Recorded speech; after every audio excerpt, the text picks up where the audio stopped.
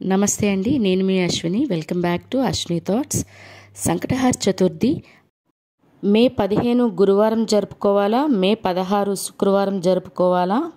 చంద్రోదయ సమయం ఏమిటి?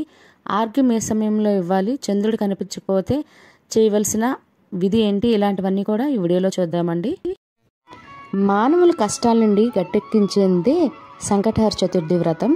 మరి గణపతికి అత్యంత ప్రీతిపాత్రమైన తిథుల్లో ప్రధానమైనది చవితి తిథి. అయితే ఈ చవితి తిథి లేదా చతుర్థి పూజను 2 రకాలుగా ఆచరిస్తాం. మొదటిది వరద చతుర్థి అని, రెండవది సంకటహర చతుర్థి అని అంటాము. అమావాస్య తరువాత వచ్చే చతుర్థి రోజున చేసే వ్రతమును వరద చతుర్థి అంటారు. పౌర్ణమి తర్వాత వచ్చే చతుర్థి రోజున చేసే వ్రతమును సంకష్టహర చతుర్థి లేదా సంకటహర చతుర్థి వ్రతము అంటారు. ఇందులో వరద చతుర్థిని వినాయక వ్రతంగా వినాయక చవితి రోజున మనం ఆచరిస్తాము. మరి సంకటములను తొలగించేందుకు సంకటహర చతుర్థి వ్రతమును మాత్రం మనము ఈ విధంగా ఆలంబనగా ఆచరిస్తూ ఉంటాము. ఒకవేళ సంకష్టహర చతుర్థి మంగళవారం గాని వస్తే దాన్ని అంగారక చతుర్థి అని అంటాము. అలా కలిసి రావడం చాలా విశేషమైన పర్వదినం. ఇలా అంగారక చతుర్థి నాడు సంకటహర వ్రతం చేసుకుంటే కుజదోషత సమస్యలు తొలగిపోవడంతో పాటుగా మనకి ఎటువంటి దోషాలు ఉన్నా అవన్నీ సంకటములన్నీ తొలగి సఫలత చేకూరుతుంది.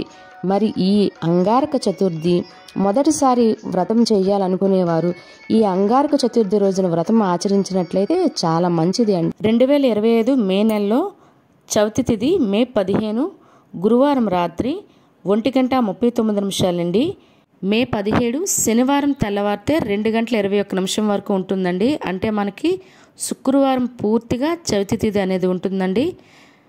మరి సంకటహర చతుర్థి చంద్రోదయము మరియు చవితి తిథి 2 కలిసి ఉన్న రోజు మే 16 శుక్రవారం అండి. కాబట్టి మే 16 శుక్రవారమే సంకటహర చతుర్థి పూజ అనేది జరుపుకోవాల్సి ఉంటుంది మన భారతదేశంలో. మరి 15వ తారీఖు రాత్రి మనకి గురువారం తగులుతుంది అనొచ్చండి. ఆ టైంలో చంద్రోదయ సమయంలో చవితి తిథి లేదండి. కాబట్టి 16వ తారీఖు శుక్రవారం మాత్రమే సంకటహర చతుర్థి పూజ జరుపుకోవాలి. మరి ఈరోజు పూజా సమయాలు అయితే ఇప్పుడు చూద్దాము. మే 16 శుక్రవారం ఉదయం 5:30 అండి. ఉదయం 8:20 సమయం చాలా మంచిదండి. మొదటిసారి పూజ చేసుకుందామని అనుకునే వాళ్ళు ఈ సమయంలో, ఎందుకంటే ఈ సమయంలో మనకి అమృతకాల సమయం కూడా ఉందండి. కాబట్టి ఈ సమయంలో మీరు పూజ ప్రారంభించుకొని మొదటిసారి పూజ చేసేవాళ్ళు ముడుపు కట్టుకొని పూజ ఆరంభించినట్లయితే చాలా మంచిది. ఈ సమయం ఉదయాన్నే మాకు పనులు ఉండే కుదరకపోతాయి అనుకునే వాళ్ళు మరలా ఉదయం 9:15 అండి. ఉదయం 10:20 సమయంలో పూజ ప్రారంభించుకొని మధ్యాహ్నం 12 లోపు పూజ చేసుకోవచ్చండి. ఇవి ఉదయం పూజా సమయాలు. ఇప్పుడు సాయంత్రం పూజా సమయాలు అనేవి ఇప్పుడు చూద్దాము. సాయంత్రం మే 16 శుక్రవారం సాయంత్రం 6:34 నుండి రాత్రి 9:20 మధ్యలో పూజ మరలా ప్రారంభించుకోవచ్చండి. మరి ఈ సమయంలో ముడుపు కట్టుకుంటా అంటారండి. లేదండి, ముడుపు మాత్రం మనం ఉదయాన్నే ముడుపు కట్టుకోవాలి, సాయంత్రం పూట కాదు. మరి మే నెలలో సంకటహర చతుర్థి పీఠం పేరు శ్రీచక్ర పీఠం అండి. నామం పేరు ఏకదంత సంకటహర మహాగణపతి నామంతో స్వామివారిని గరిక గడ్డితోని పూజ చేయాలి మరియు కుంకుమ పువ్వులతో పూజ చేయాలండి. మరి మనకి ముఖ్యమైన కొన్ని నగరాల్లో చంద్రోదయ సమయాలు చూద్దామండి. విజయవాడ రాత్రి 9:53, హైదరాబాదు రాత్రి 10:04, విశాఖపట్నం రాత్రి 9:45, బెంగళూరు రాత్రి 9:57. ఇదే సమయంలో మనము ఆర్గ్యం కూడా ఇచ్చుకోవాల్సి ఉంటుందండి. చంద్రోదయ సమయంలోనే ఆర్గ్యం అనేది ఇచ్చుకోవాల్సి ఉంటుంది. పైన చెప్పిన ప్రాంతాల్లో కాకుండా మరి ఏ జిల్లాలో ఉన్నా మీరు కింద కామెంట్ బాక్స్లో మీ జిల్లా పేరు లేదా వేరే రాష్ట్రం నుండి అయితే వేరే రాష్ట్రం పేరు కామెంట్ చేసినట్లయితే వాళ్ళకి తప్పకుండా చంద్రోదయ సమయాలు అనేవి ఇస్తానండి. కాకపోతే మీరు ముందుగా కామెంట్ చేస్తే సరిపోతుంది, లేదా చంద్రోదయ సమయం అయిపోయిన తర్వాత కామెంట్ చేసినట్లయితే నేను మీకు రిప్లై ఇచ్చినా కూడా ప్రయోజనం ఉండదు. కాబట్టి ముందుగానే మీరు కామెంట్ చేసినట్లయితే తప్పకుండా చంద్రోదయ సమయం అనేది ఇస్తాను. మరి అమెరికాలో 2025వ సంవత్సరంలో మే నెలలో 15వ తారీఖు గురువారం అంటే సంకటహర చతుర్థి. ఆ రోజు రాత్రి 11:33 చంద్రోదయం అండి.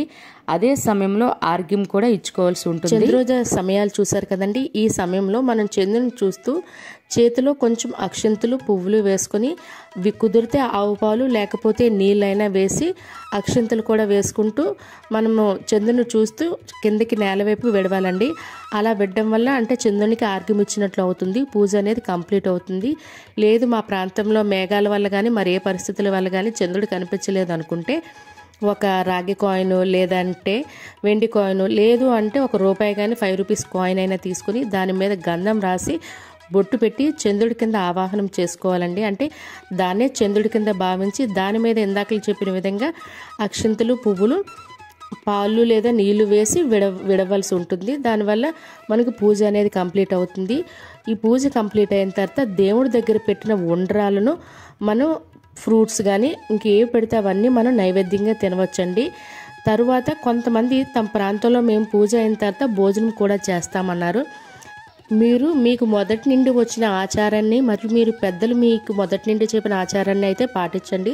మరికొంతమంది నెలసరి అయినట్లయితే ఎలా అండి, పూజ ప్రారంభించిన తర్వాత ఉదయాన్ని కానీ లేదా మధ్యాహ్నం కానీ అయినట్లయితే ఆ రోజును లెక్క పెట్టాలా అనేసి, లేదండి చంద్రోదయ సమయంలో ఆర్గ్యం ఇచ్చే వరకు ఆ రోజు ఆటంకం కలిగినట్లయితే దాన్ని పరిగణించకూడదండి. ఆ రోజుని ఆ నెలని కూడా మరలా ఆ నెలని స్కిప్ చేసి తర్వాత నెలని కౌంట్ చేసుకుంటూ వెళ్ళవలసి ఉంటుంది.